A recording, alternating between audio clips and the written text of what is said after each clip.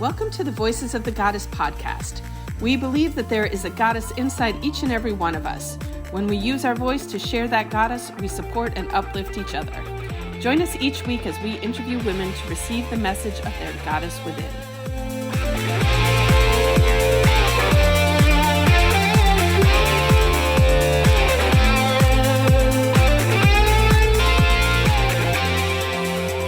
Hello, everybody, and welcome to Voices of the Goddess podcast, where we empower, inspire, and uplift women to become the goddesses they are meant to be.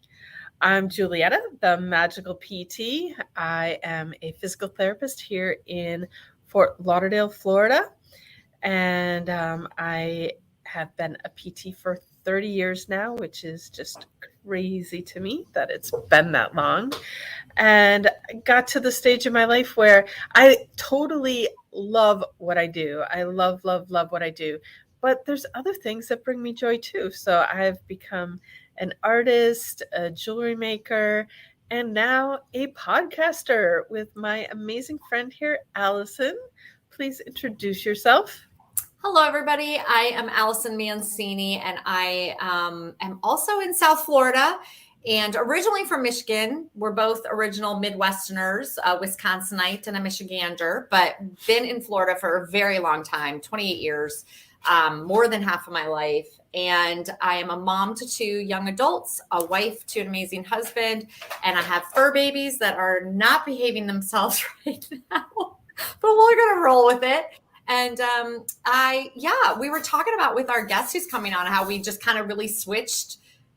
You know, when the pandemic hit, a lot of us did different things or regrouped or however you want to look at it. And when the pandemic hit, I decided, what have I been waiting for? I'm going to do what I've always been passionate about, and that is health and nutrition. And so I went back and got my certification as a holistic nutritionist. And now I'm in the middle of getting another certification as a functional nutritionist, because that's really like my love language.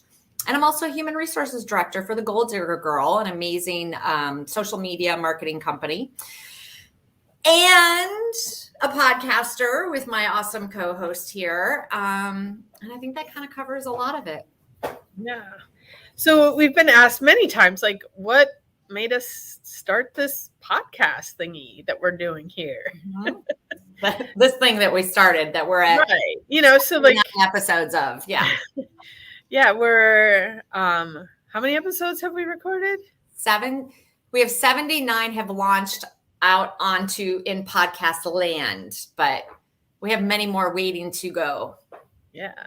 And we've had 2,000 downloads. We're like ranked in Sweden. Not sure why we're ranked in Sweden, but it's super cool that we're ranked. We're international. We're viewed on all continents of this planet that we inhabit. So that's super cool as well.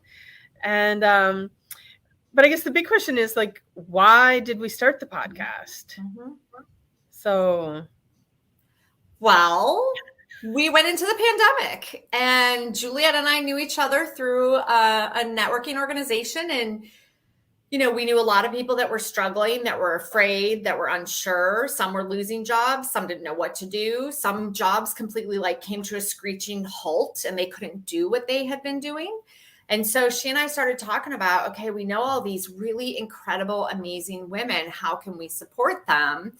And Juliet and I have known each other for almost 7 years, and we just really love hanging out and conversation. We have a lot of really great, deep conversations. And I just said to her one day, I said, I've always wanted to start a podcast. You want to do a podcast? And she's like, yeah, let's do it. And did we know what we were doing? Heck no. I had no idea. No idea. But look at us now. We have a producer. We have a lot of amazing guests as women. We're ranked in Sweden. We're just, and you know what I think is the craziest part, Julietta, because you and I talk about this a lot, is that we didn't expect how much we would get out of it, right? We were doing this really about other people, and we wanted to spotlight them and show I think one of the things we're really big on is diversity, right, of women. We've had as young as I think at the time she was 11-year-old to as old as a woman in her 80s on our podcast, and from all over the world. Literally, we've had people from all over the world, every different kind of background you can think of. And it's just been really incredible because I know We've had a couple men on the show as well. we made a few exceptions. We haven't done that yet again though, since those few times. But I don't know about you, but I just I walk away from these interviews and I just feel like I've learned and grown, and it's incredible, and laughed, and sometimes a little tears once in a while. Yeah. So it's all been awesome, amazing. I love it. And I'm so glad that we just went for it and did it. So, and there's our producer. Awesome.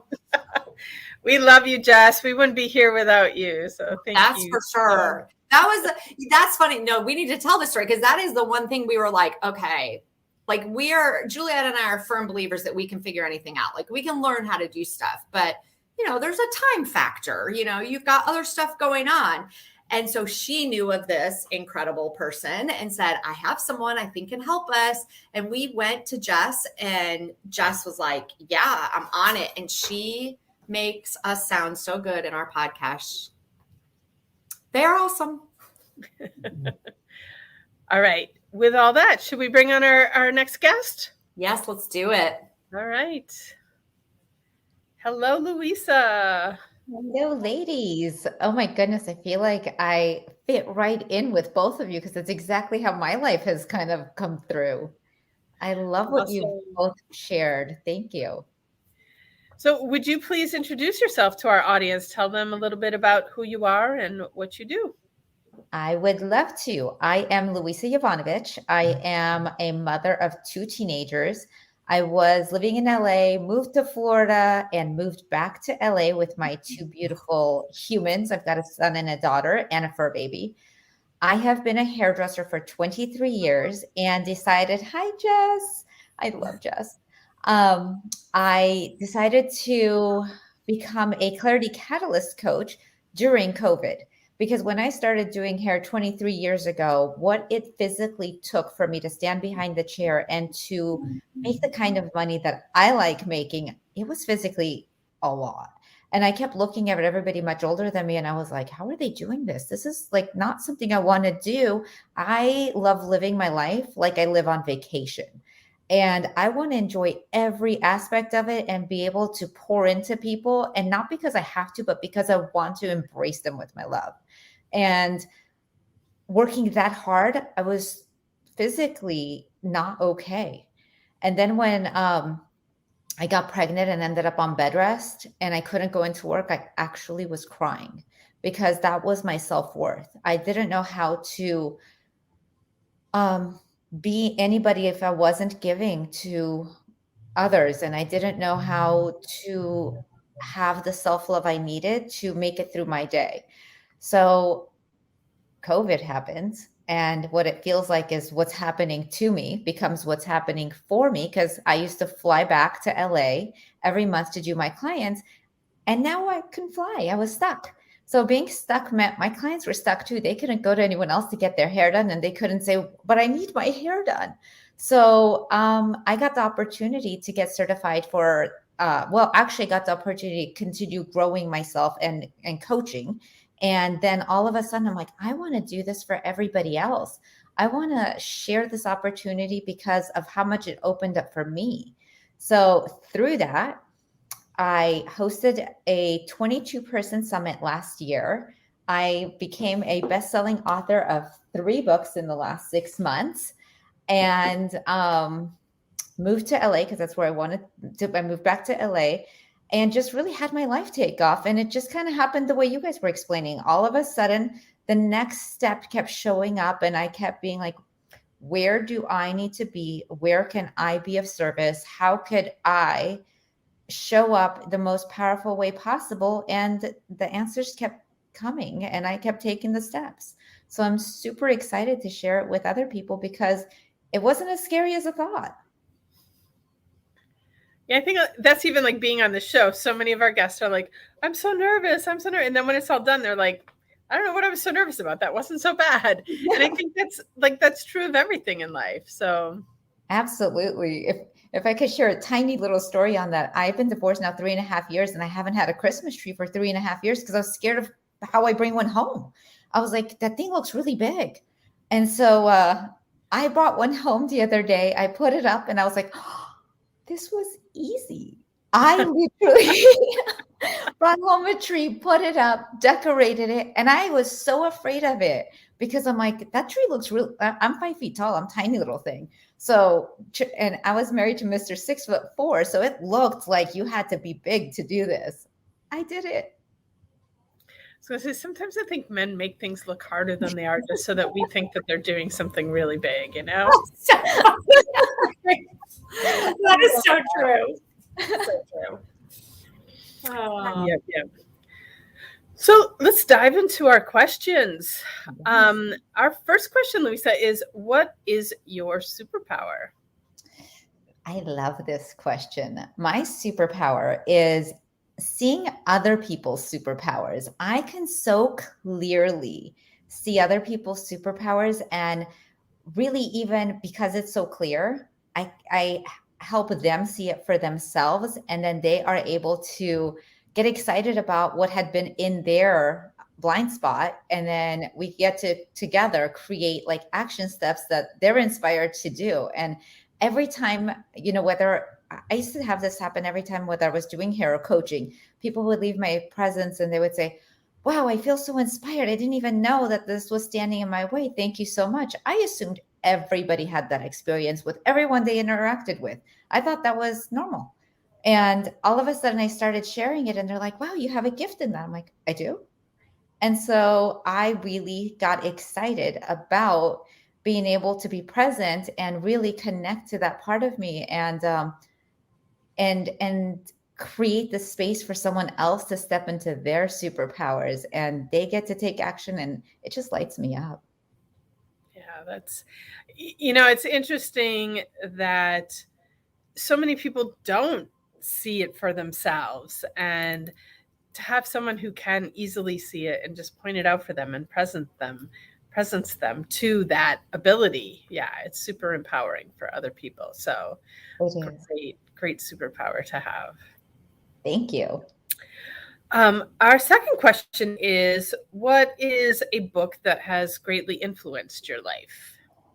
I kind of have 3. You're not the only one. I feel like I'm triple dipping, but I have 3. So one, I picked Think and Grow Rich, not because it was my favorite book.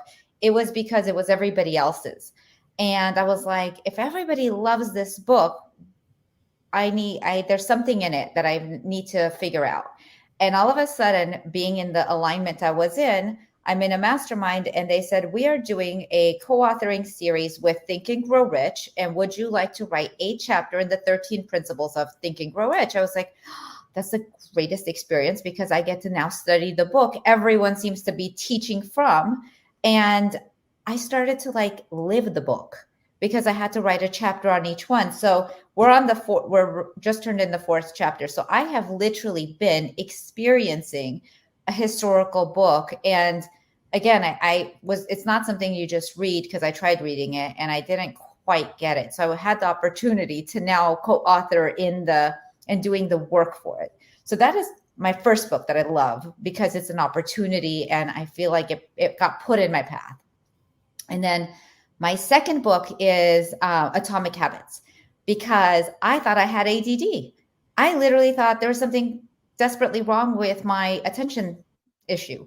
And apparently I just didn't have the right systems in place to do what it took to do the work. So the tiny little shifts, like 1%, will make all the difference in the world. Had I thought from last year to this year, what I could have done, I would have never even started because it seems overwhelming. But if I take one tiny little shift and implement tiny little things in my day, all of a sudden I'm like, wait, I've co-authored books and it's got bestseller, and I'm doing book signings at Barnes and Noble, and I'm coaching people, and I'm rebuilding an entire business, and I'm a single mom. Oh my God, I can't possibly not be qualified to do anything, I clearly have something that's working. So Atomic Habits was a huge one. And then Michael Singer's book, this is going to be a complete, what is that word? Where you kind of blow the story in something. So there is this part in the book where the girlfriend breaks up with him. He's super tired and he's overwhelmed and he hasn't slept because he really is not feeling well. And he's just lethargic and nothing, and pizza boxes around his house. And all of a sudden she calls and she says, "Can we meet?" He jumps in the shower, cleans up his place, and he's ready to go. And he feels better all of a sudden. And he's like happy. Well, with all the people who are like, well, I haven't been sleeping. I'm really tired. I really need to like redo all of this in order to get the energy to do what you're doing. I really saw how all of those were stories, because the minute we get excited about something, he didn't sleep better. He didn't eat better. He didn't get a nutritionist. Nothing changed. A shift in energy in 1 second, something shifted and he's in the shower, house is clean, good to go.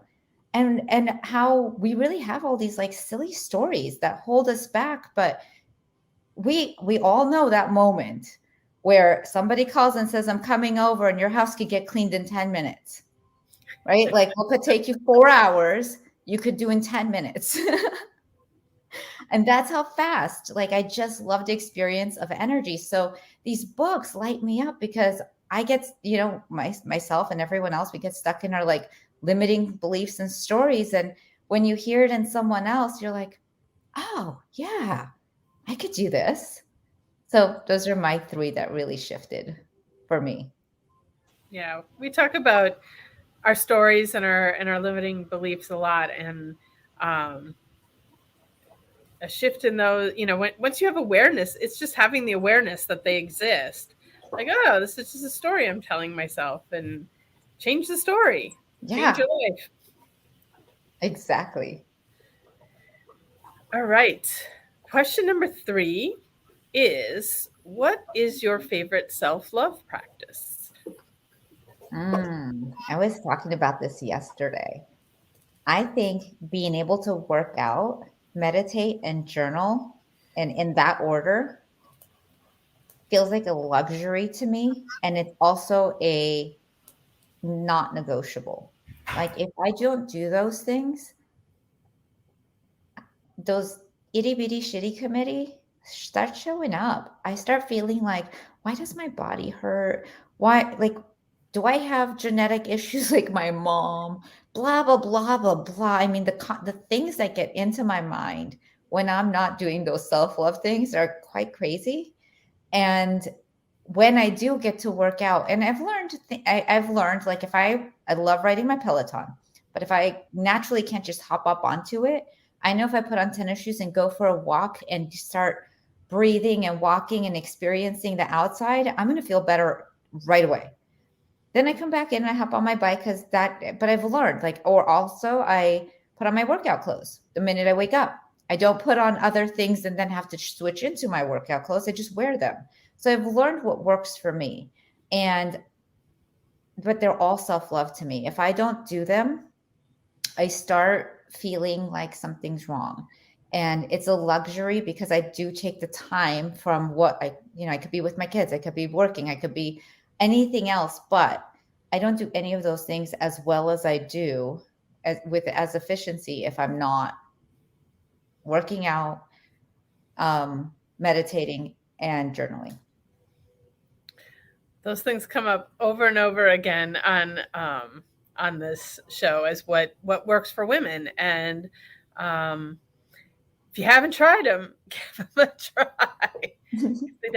They will change your life. Well, I think too, you made like a really good point. Like we think that we don't really need to do them. I like how you said that they're non-negotiable, because for so many years I was like, oh, that must just be for people that have nothing else to do, right? And I'm talking about like in my 20s and 30s. I was like, oh, that must just be something that people did when they just, what else do they have to do? They can meditate and journal and work out. But the reality is they really should be non-negotiables, because I agree with what you said. Like if I don't do those things, whatever that looks like for me, because workout for me and a workout for Joe Schmo probably look very different. But whatever those are, if I don't do them, I definitely don't function as well throughout my day. No doubt about it. And even on busy days, meditating is probably the one that trips me up the most, because I feel like I need to do it for longer than a few minutes. But the reality is if all I have is a few minutes, then that's what I need to do. Right. So I think I love how you said that. It should be non-negotiable. Absolutely. And I love that my kids see me doing all of this. You know, they both read mindset books all the time. Mm-hmm. And it's part of their chores, and they get paid for reading mindset books. And I hear them speaking to each other. Like my daughter was reading Who Moved My Cheese? And then there's a part in there, she goes, well, that's a fixed mindset. And she's 13. So, or I hear my son saying to my daughter, well, that's not a growth mindset. And I'm like, yes. That's awesome. Yeah. You know, that's huge. So I'm excited that, you know, even on Zoom, they're in the background listening to everything I'm doing. And when they walk in and I'm meditating, they both know to be quiet. They both know that that's just the space, that it's what I do. But as I accomplish life, and as I am signing books, as I am having my name in things, they're so excited and they're so proud of me, and I'm proud of me. And I used to think, oh my God, is that showing off? Is that like not being humble?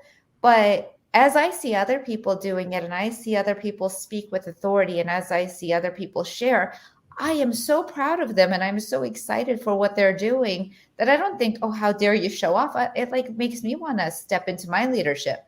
So I used to be like, oh, I can't tell people that I'm doing something great because they'll think I'm showing off. No, because I don't think someone's showing off when they're, doing something great. I'm so proud of them. Yeah, I talk about that a lot, that like sharing your successes, like there's nothing wrong with that. Like, it's how you share it. I mean, you can share something in multiple different ways, and one way is in a humble way, and other people do it in a bragging, show off way. So absolutely, like we all need to be proud of ourselves and speak highly of ourselves, but there is a way to do it and still be humble. And yeah. All right. Our fourth question is, how do you create accountability in your life? Networking and being around like-minded people. I have really found an incredible tribe. And, we're all working together. Like yesterday, my friend Philip, we all had assignment to turn in, and he says, did you turn in your assignment yet? I'm like, I was just in some level of resistance on actually completing this thing. Sometimes I do that. And it was actually done. I just hadn't turned it in. And just having that level of accountability, I'm like, shared. And there it was. And I love being around, like I have my group on Voxer, that I have a friend in Japan, in the UK, Florida, and myself and another friend in LA, and we connect daily. So we hold each other accountable and do our gratitude and affirmations and what we're connecting to and we're committing to daily. And then I have my business coach that I work with all the time, and tiny incremental steps, all of a sudden things are moving along. And I really do, I put my money where my mouth is. If I ask people to work with me and I request for them to do the work, I do it myself too, because I'm like, I can't expect you to do it if I'm not doing it. So there are times I don't want to do it, but because I know I'm asking you to do it and I really expect it done, I do it. I love too how using technology, like sometimes, I feel like we were a little bit born before the technology age. And so some of it gets a little difficult for us, but there's so much available to us, that you can create an accountability group with women that are, I don't know if they're women, with people that are in Japan and England and Florida, and you're in California. And, when else in the span of time would people be able to have that opportunity to create accountability with someone in another country. So that's super cool. It is. All right. It is takeaway time of the show. Allison, do you have your takeaway? I do. I've been having puppy issues. But I love that you are talking about, and I think this is so important. And I learned this the hard way when I was younger. And when I say younger, I mean like 16, 17, 18. And those are my friends that I'm still friends with from when I was 16, 17, 18. If you're still friends with me, I'm not talking about you. Just let me put that out there right now before I get texts and phone calls. But I think it's so important about finding your tribe and being around people that are like-minded and lift you up and support you.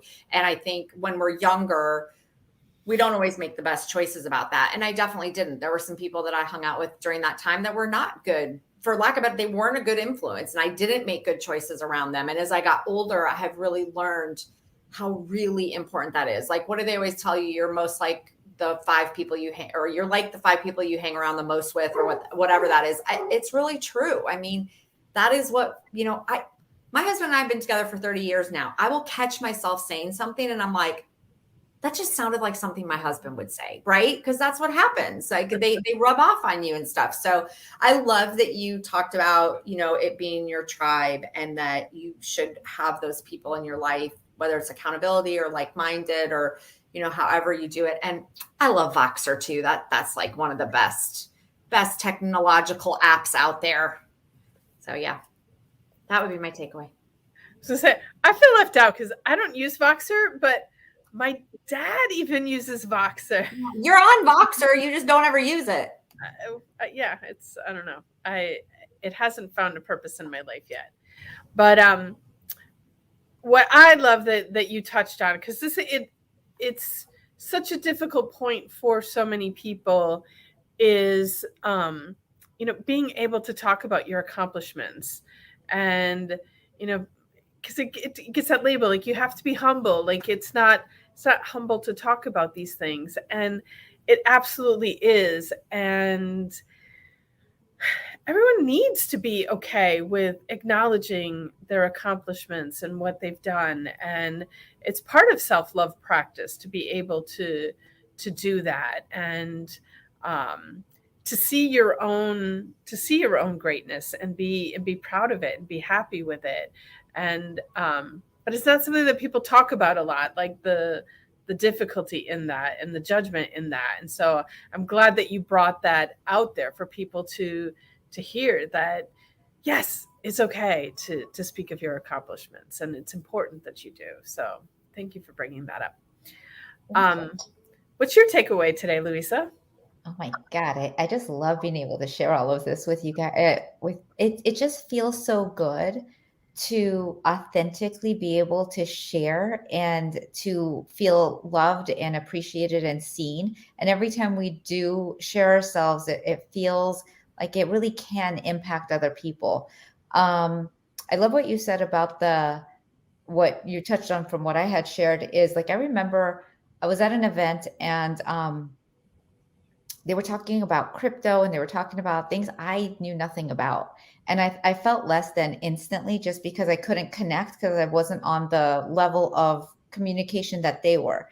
And after they walked away, I got a text that says, "I just love your energy." And I thought, I don't always have to know everything. I could just be myself. I could just connect with people, and I could just show up authentically, and I don't have to know everything. And for me, just being able to do all of this without knowing how it's going to look, like you guys didn't know what was going to happen as you started this, and look where you are now. If it was based on my self-limiting beliefs, I would never be here, because I was too afraid with how it would look. And if I was going to do it right, I wouldn't be here. And it's not just that I'm super excited that I got to do this, but it's like, if I could do it, you could do it, because I was terrified of taking the first step. And I love the part of, like, if I could do it, you could do it, because it's just one tiny little step. I think that's like such a lesson that I know I've learned, is that if you have that thought, if you have that desire and that passion to do something, it's there for a reason. Like, you need to go do it. Doesn't mean you're going to turn into some, like, you know, Oprah, or I don't know, I'm not, but you know what I mean? It doesn't mean you're going to turn into some celebrity, but there are people out there that need to hear exactly what Louisa's going to say and exactly what Julietta is going to say. And if you never step into those passions and those thoughts and those desires, you're actually taking away from other people that really could use what you have to say. So I love that you brought that up. I think that's awesome. Thank you. This has been wonderful. Thank you. It has been a great show. Yeah, it's been awesome. Thank you so much for taking your time to join us today, Louisa. We really appreciate you being on. And I also want to send a big thank you out there to our audience. And if you've enjoyed or connected with what you've heard today, I invite you to please subscribe, like, follow, share. There's other people out there too that need to hear these messages, so please share with your tribe. And if you need to get a hold of Louisa or Allison or myself, check the show notes. All our contact information, website, social media, all of that good stuff is in there. And if you'd like to be a guest on our show, head over to our website, which is theotgpodcast.com. And there's a form on there you can fill out to request to be a guest. We would absolutely love to have you. Just fill out the form and we will be in touch with you. And I think that's everything. So I just want to say thank you again, Louisa. And I want to wish all of our audience out there a very magical day. Thank you, guys.